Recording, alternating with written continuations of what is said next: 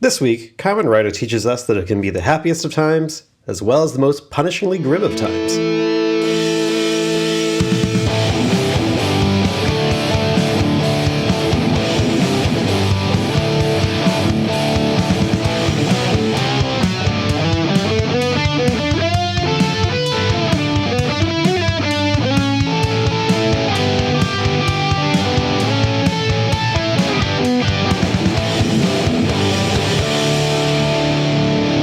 Welcome to the second episode of the Echoes of Giant Monsters podcast, available everywhere you catch your pods and on YouTube, where I also make shorts now, apparently.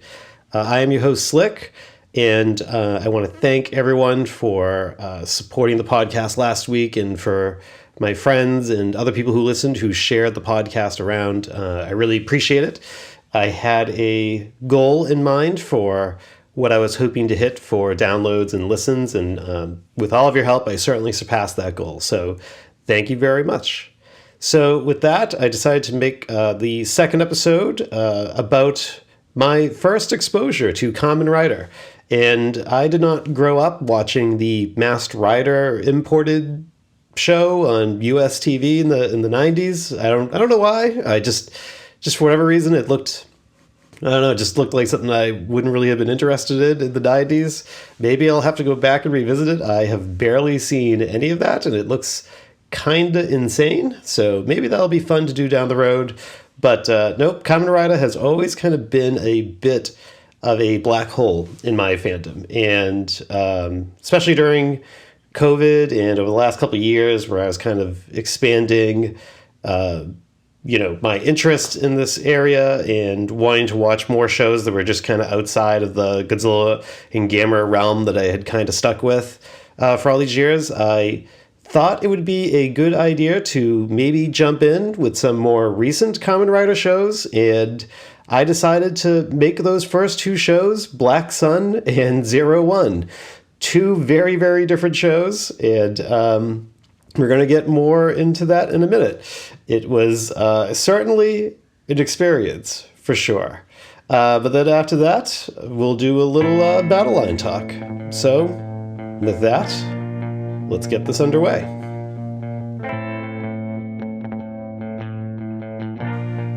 So, Kamen Rider Black Sun. It was released in October of 2022 on Prime, exclusively for some fun reason. With showrunner Kazuya Shirashi, it's the series that's celebrating the 50th anniversary of the Kamen Rider series as a whole, but also it's the 35th anniversary of Kamen Rider Black, which this show is a reimagining of, basically in the same way that those new Final Fantasy VII games are a reimagining of the original Final Fantasy VII game, if you want a little bit of an apt comparison.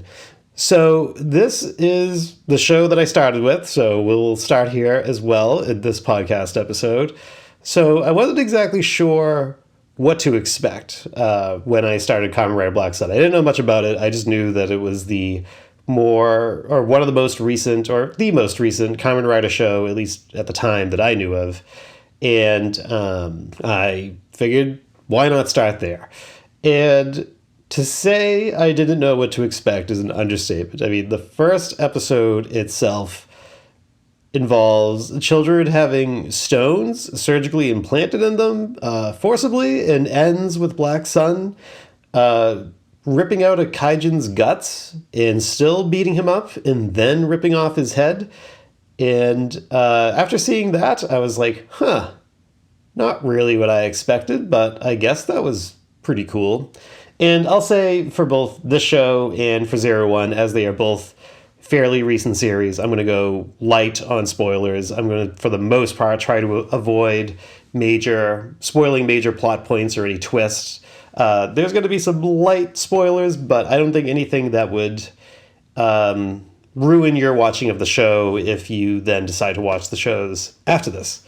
So, with that said, getting back to this, so Black Sun is about 10 episodes long, and it bounces back and forth between the present day and flashbacks to the 70s, where we see the rise of the Gorgon political movement fighting for kaijin rights. And so that's one of the central themes of the show. And so what are kaijin? So kaijin are people that can turn into kaiju, such as bird-like kaiju, bears, fish-like kaiju, things of that nature. And they are heavily discriminated against in the show. So they are often the victims of violence, and there's protests organized constantly against them. They are constantly prejudiced against, and this anti-racist theme is one of the central concepts of the show. So the kaijin are what the show uses for its political metaphors and its commentary on social issues, some of which are very Japanese culture specific, but there is a lot of American social issues brought up here, particularly with the American civil rights movement and racial issues in America. And, that's kind of where I feel more comfortable commentating on. I found at times some of the scenes that were recreating horrific incidents in, both the recent past in America and during the civil rights movement. I kind of felt like they were not really treated with the gravitas that I think those incidents deserved. It almost seemed like at first that, this was just on the show for shock value, which was took me aback a bit. And I actually paused watching the show for a couple days, and I went and I read interviews with the creators and the writers working on the show, and I realized that they meant well. I think they are, because they are a little removed from American issues, that I think maybe some of that importance was probably just lost. I felt more confident after reading interviews with the showrunners and the writers that they were doing this from a well-meaning place. I think the execution still left something to be desired. Again, not going to spoil something, but there is stuff that happens towards the end of the show that kind of happens like in a quick 10-second scene that really took me aback. But again, I think it's supposed to be coming from a well-meaning place. Certainly, the anti-racist message is a good message. I just think sometimes it got a little lost. That it almost felt like that some of these scenes were just for shock value. But maybe that wasn't the case. It seems like they were very passionate about trying to use the show to convey a positive message. And so, I'm going to take that at face value. But moving on from that, the show itself, which I think the strongest part of the show is the characters that drive the show, that the story really centers around, which is Black Sun, Shadow Moon, and Aoi, who's the Kaijin activist. Those three characters and their conflict and their clash of ideals is really what drives the show. Particularly the dynamic between Black Sun and Aoi, I thought was the strongest part of the show. They have a really good father-daughter dynamic that kind of grows over the course of the 10 episodes. It's a little cliche, or a little, tropey, I would say, because they kind of start off as, not knowing each other, and then, she wants to learn how to fight, and he starts training her how to fight, and they kind of grow past their gruff exterior that they have with each other and become a stand-in family for one another. It's a little tropey, but you know what? Sometimes I'm just a sucker for that. I'll say the Prime Minister character in this show has to be one of the most evil characters I have seen in a long while in a show. That guy is just wretched, just totally wretched. The things you learn about him, the things he's capable of doing are just when I get back to why I thought some of the scenes related to the civil rights issues were done for shock value, I think the Prime Minister is a good example of things that are just done for shock value. But, you really want to see him get his comeuppance. And, I looked at that actor did such a good job playing such an evil Prime Minister. I almost feel like if I encountered him in real life, I would think he is actually some terrible person. That said, though, some of the other villain characters, they kind of feel underdeveloped, or they almost kind of feel like in a video game, they're kind of like the boss henchman characters that you kind of have to work your way through till you get to the final boss.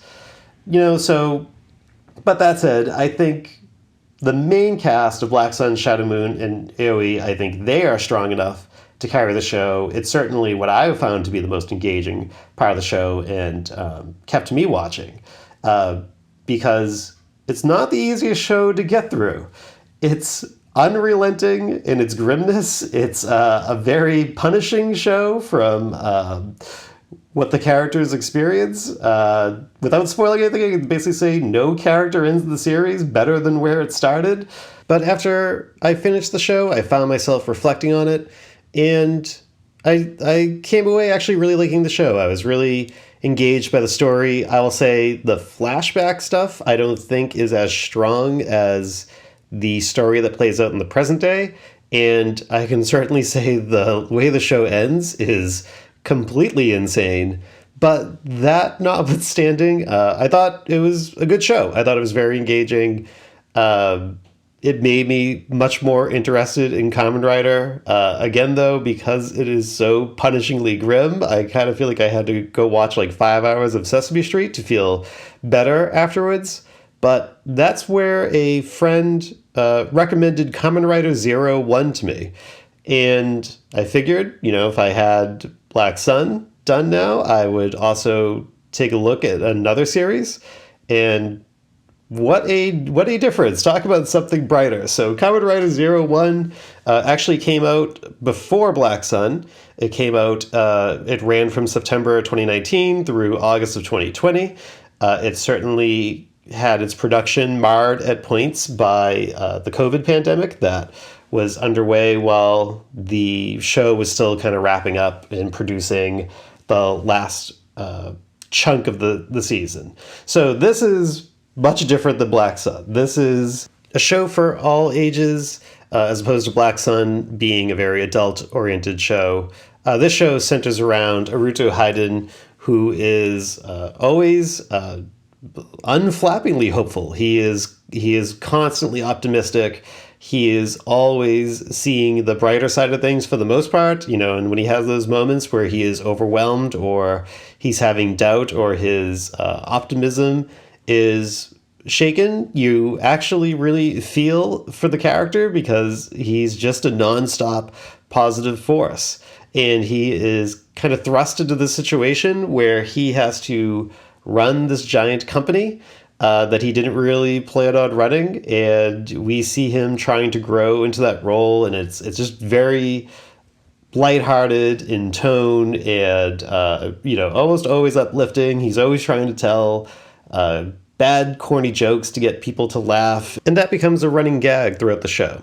So central to the plot in 01 are the Humagears, and the Humagears are basically the replicants from Blade Runner in that sense, that they are androids that are created to serve specific roles in society. They could be firefighters, gym teachers, surgeons, manga artists, detectives, and more. And they're all powered by this AI, and they can gain a form of self-awareness if they achieve a state called singularity. And here's where Kamen Rider 01 kind of stumbles into its own important topic that it tries to address.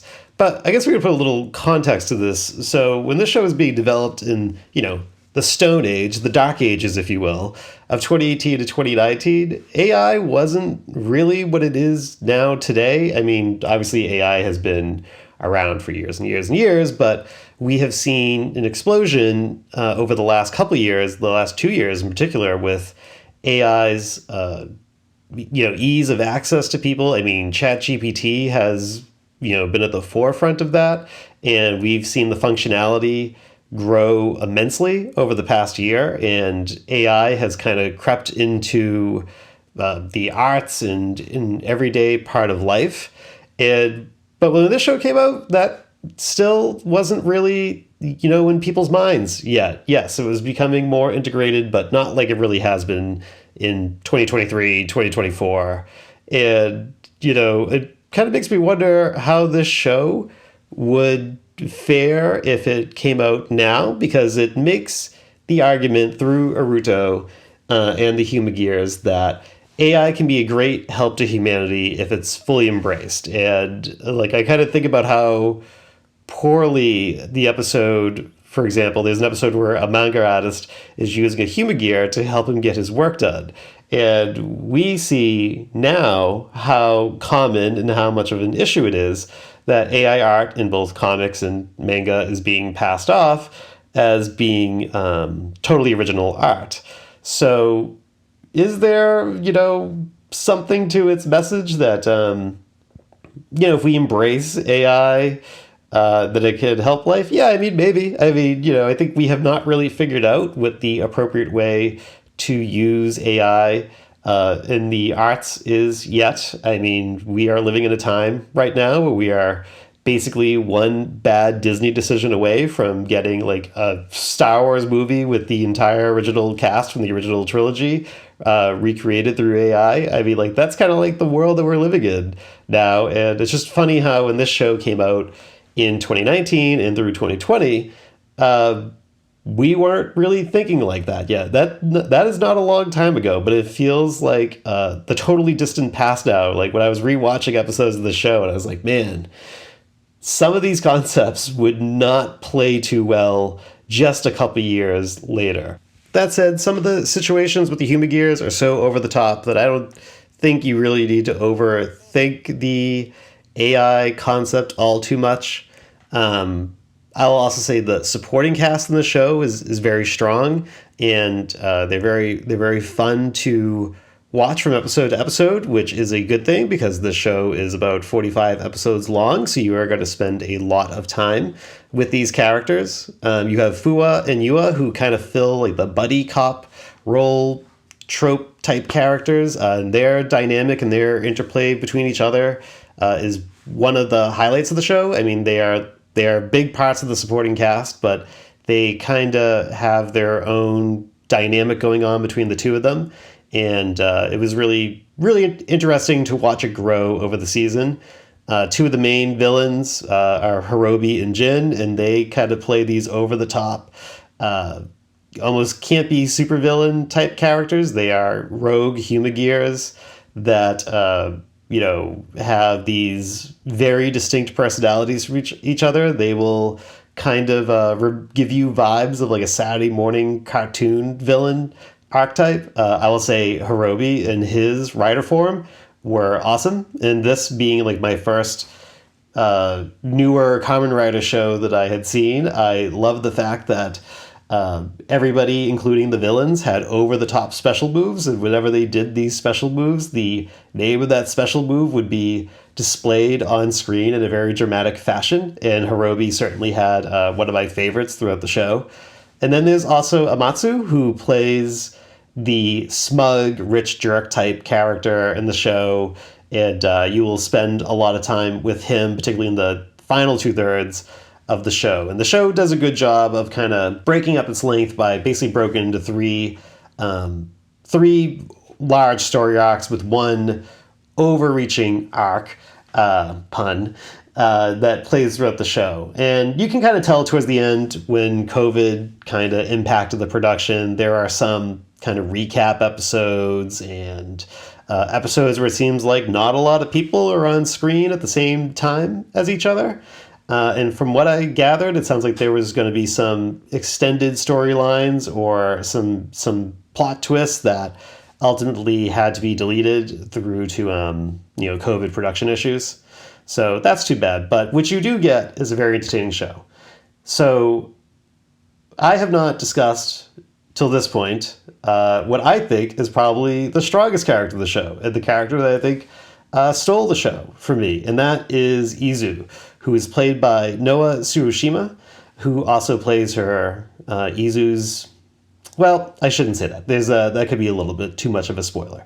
But Izu, but I'm going to go with Izu because it feels weird calling a character named is Aruto's personal aide humagear, and the dynamic between her and Naruto is the heart of the show, and watching their friendship grow through the course of the season is really like what ties the show together. And I'll say Noa Tsurushima, who's the actress playing Izu, does an excellent job playing this Humagear who has not achieved singularity but wants to, and is trying to kind of become more emotional as the show goes on. Like, I'm not saying that, she is like Data from Star Trek, but it kind of hits that similar beats where it's such a well done character that can both be comical and serious and still kind of have that android and,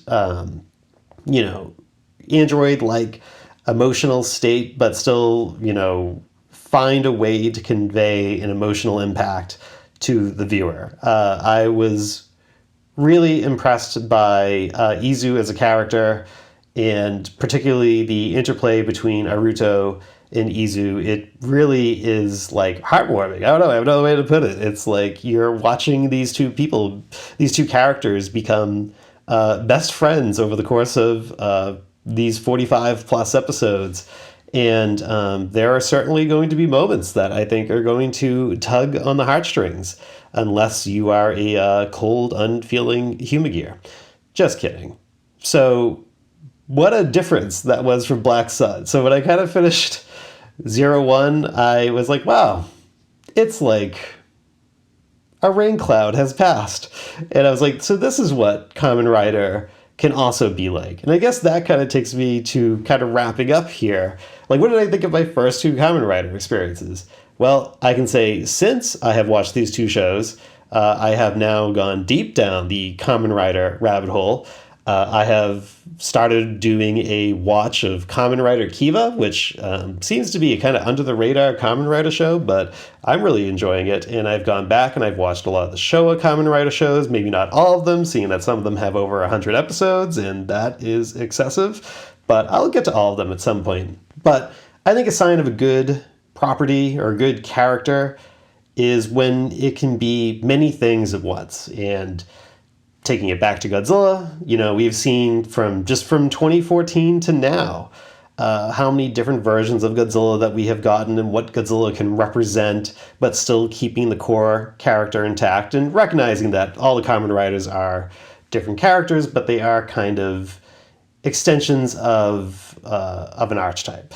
And that is, I think, what I have grown to really like about the Kamen Rider universe, is that there is a Kamen Rider for everyone. You can have Black Sun in its punishingly grim social commentary and very serious adult tones, and then you can turn around and you can have Kamen Rider 01, which is like a nice cup of fluorescent yellow or highlighter green, whatever color Kamen Rider 01 is supposed to be. Like, it's like a nice cup of ice cream on a warm summer day. And I think that's great when a property can be all those things at once. So I certainly recommend both of these shows. I think they are both, kind of divisive for their own reasons. I think Black Sun is a very divisive show from what I have gathered from the interwebs. And I think 01 is just kind of, it often feels like, from what I've gathered, it's just kind of overlooked. It doesn't seem like it was some, some super popular show, nor does it seem like it was disliked. But yeah, I mean, and since the show came out, I think we kind of got something that meets a happy medium with Shin Kamen Rider, which, will obviously be a topic later in this podcast. So that was my Kamen Rider experience. It was a giant tonal whiplash, but it was a fun roller coaster of emotions.